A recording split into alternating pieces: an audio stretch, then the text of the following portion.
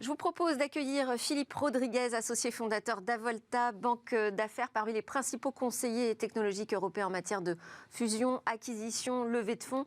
Avolta très actif donc, dans le secteur de la tech, créé par des entrepreneurs de la tech. Absolument. Bonjour Philippe. Bonjour Philippe. Vous allez nous aider à décrypter un peu ce qui se passe en ce moment après cette spectaculaire faillite de la Silicon Valley Bank. Quels sont les risques pour l'Europe aujourd'hui et notre écosystème en particulier?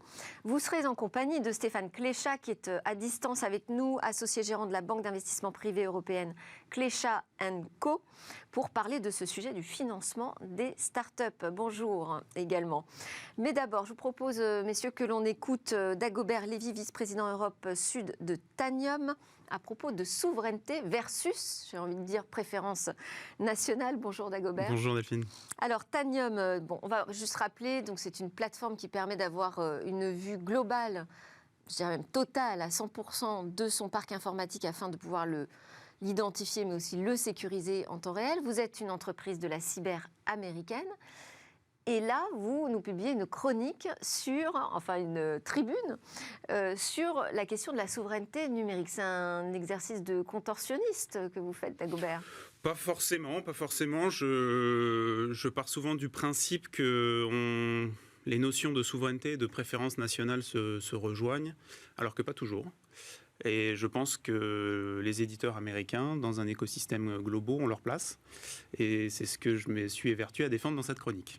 Alors, dites-nous quelle différence vous faites, vous, entre la souveraineté et la préférence nationale? La souveraineté, que ce soit pour une organisation publique, un État ou une entreprise privée, c'est la capacité à défendre et à maîtriser ses données, ses choix technologiques. Il y a une notion aussi de temporalité, parce qu'on veut être en capacité de le faire dans le temps, sur le moyen à long terme. Et puis il y a une question aussi qu'on oublie souvent, qui est s'intégrer dans un écosystème global. C'est plus facile de parler de souveraineté quand on est en circuit complètement fermé ou en vase clos et qu'on n'a aucune communication vers l'extérieur, mais à partir du moment où... Donc la préférence nationale est une évidence pour la souveraineté numérique alors, Dagobert? La préférence nationale, c'est plutôt vouloir faire émerger des champions nationaux en leur donnant des marchés, en facilitant l'accès à certains marchés. Et on va voir que, je vais prendre deux exemples, et c'est pas toujours totalement en phase avec les questions de souveraineté. Déjà, parfois, vous n'avez pas le choix. Il y a certaines couches logicielles, par exemple, où quand vous ouvrez votre téléphone ou votre ordinateur, votre poste de travail, aujourd'hui, il ne se pose plus trop la question de savoir quelle va être la couche applicative, le système d'exploitation que vous allez utiliser. On n'a pas le choix parce qu'on ne veut pas aller chercher peut-être des solutions alternatives. Il y a une question je pense qu'il y a une question d'efficacité, il y a une question de productivité aussi, et il y a une question de pérennité. C'est-à-dire qu'aujourd'hui, si vous allez chercher que ce soit une PME ou une très grande entreprise, si vous allez chercher une solution alternative, quelle est la pérennité de cette solution alternative? Il y a une question de savoir-faire aujourd'hui aussi. En France, on a développé beaucoup de compétences sur des logiciels et sur des technologies non françaises. Si vous allez chercher cette alternative, vous n'allez peut-être pas trouver la compétence qui va en face. Donc il y a ces sujets-là qui sont, à mon sens, pour moi, primordiaux dans l'équation. C'est-à-dire que vous nous dites, si on se focalise uniquement sur la préférence nationale, on risque de faire de mauvais choix. On peut risquer de faire... Est-ce que ce n'est pas ce dont souffre l'Europe, justement, et la France, de ne pas faire confiance à son propre écosystème? Je pense qu'il y a deux sujets. Il y a un sujet sur lequel on peut effectivement aller chercher et favoriser le développement de champions français, voire européens. Et il y a des sujets sur lesquels je pense qu'on peut plus se poser la question parce que ça serait une perte de temps, d'énergie et de productivité. Je pense qu'il y a des sujets sur lesquels la messe est dite, d'une certaine façon.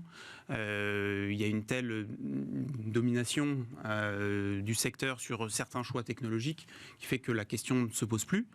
Et puis il y a aussi le deuxième sujet qui est pour moi indispensable, c'est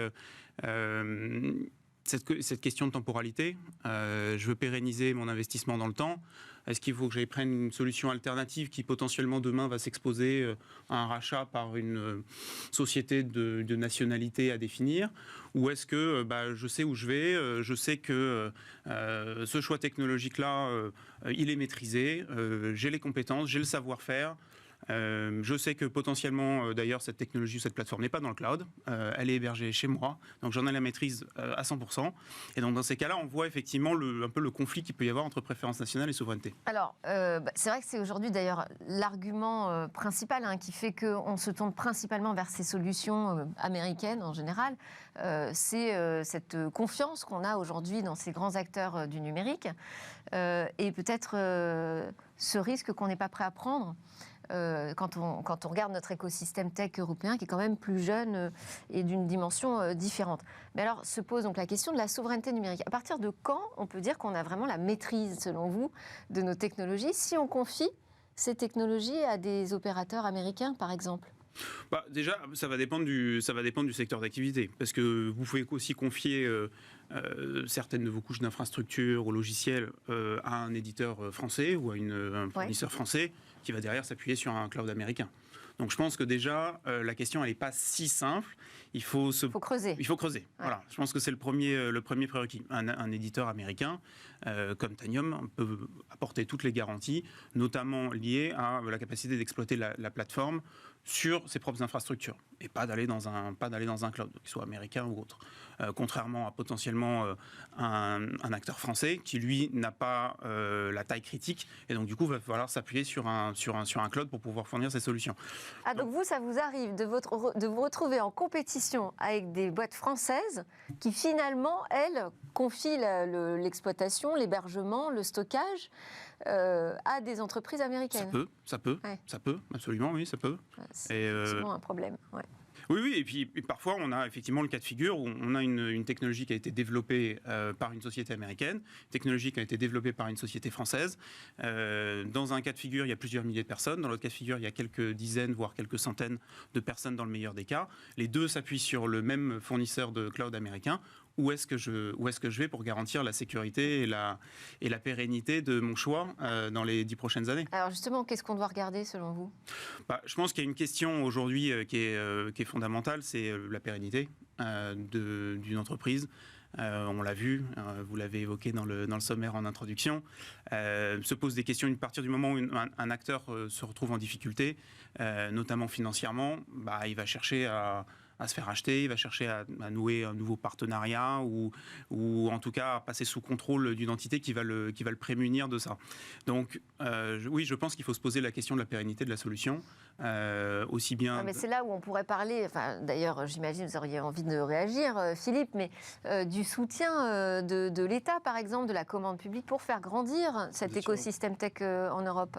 Oui, bien sûr. Je pense qu'il y a une question sur cette question en fait de souveraineté technologique. Il y a une question une matrice en fait qui est une matrice par couche, par layers. Comme vous l'évoquiez, c'est tout à fait juste. En fait, une application seule, ça n'existe pas. Donc on accède à plusieurs couches. Et d'autre part, il y a une question d'horizon. Donc pour une application, il faut bien regarder quelles sont les couches qui sont appliquées. Et certaines, effectivement, vont être aujourd'hui des standards de fait et qu'il est difficile en fait de remplacer par autre chose. Voilà. Donc si on prend le cloud, malheureusement, si on est dans un environnement cloud, on a beaucoup plus de chances d'être dans un environnement cloud américain que français, dû à la bérésina du cloud européen. Donc voilà, c'est un fait. Donc il est difficile d'aller contre. Ensuite, il y a une question d'horizon, parce qu'avant que l'on ait à nouveau un cloud européen, il va nous falloir probablement une dizaine d'années. Par ailleurs, il existe d'autres couches sur lesquelles on peut avoir des horizons beaucoup plus court terme pour avoir des solutions. Et les entreprises doivent faire le choix, finalement, dans cette matrice entre les couches et les horizons qui leur sont proposés. Vous comprenez quand même les inquiétudes aujourd'hui autour de ces questions de souveraineté et puis le débat en ce moment, je ne sais pas si c'est pas très fort comme mot pour ce qui se passe aux États-Unis vis-à-vis de TikTok, la pression en fait que met l'administration américaine sur le réseau social TikTok détenu par une entreprise chinoise pour rapatrier complètement l'entreprise sur son sol. Évidemment que ça fait écho à nos questions de souveraineté ici en Europe. On se dit, si les Américains ont tellement peur d'une entreprise américaine dont, en plus, les données sont hébergées déjà aux États-Unis, Pourquoi nous, on ne s'inquiète pas davantage de ce que font les Américains avec nous? Oui, mais je pense que c'est l'exemple parfait. Au final, je pense que le sujet avec TikTok, c'est pas tant la couche logicielle qui se trouve sur le téléphone en tant que telle. C'est plutôt l'extraction des données qui va pouvoir être fait sur des téléphones avec des données potentiellement sensibles, et puis le traitement en aval ou en amont. Je pense que si l'approche américaine avec TikTok est de dire OK pour l'application, mais les données doivent être hébergées chez nous sur notre sol, ça revient un peu au débat qu'on évoquait tout à l'heure. À partir du moment où je donne... Mais c'est déjà le cas, mais ça ne suffit pas. Il faudrait que la maison mère soit aussi maintenant une entreprise américaine. Oui, parce qu'il y a toujours il y a toujours des connexions au final, et que la plateforme de données soit aux États-Unis, mais effectivement que tout le développement soit fait en Asie. Je pense que c'est à l'origine du sujet.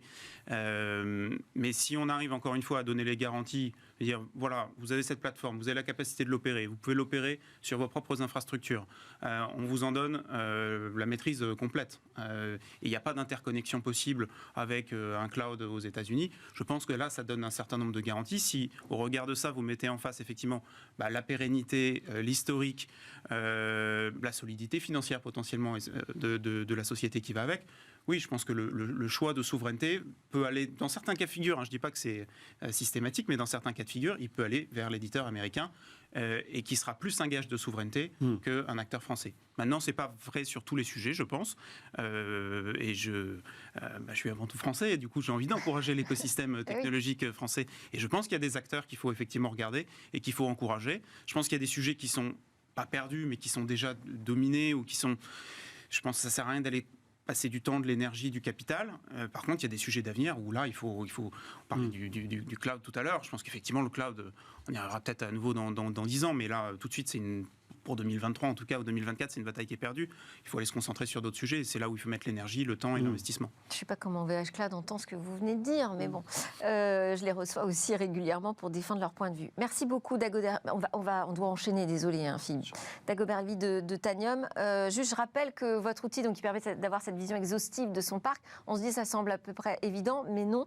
Vous me dites qu'en moyenne, entre 12 à 20% des endpoints, c'est-à-dire des terminaux finalement, d'une organisation, échappent à la surveillance et au contrôle. Merci beaucoup. Vous serez au FIC à Lille. Oui, absolument. On vous retrouvera là-bas. Nous aussi, Smartech sera en délocalisation sur ce forum international de la cybersécurité. À suivre, c'est notre Tech Talk sur la faillite SVB. Quels sont les impacts pour l'écosystème tech ?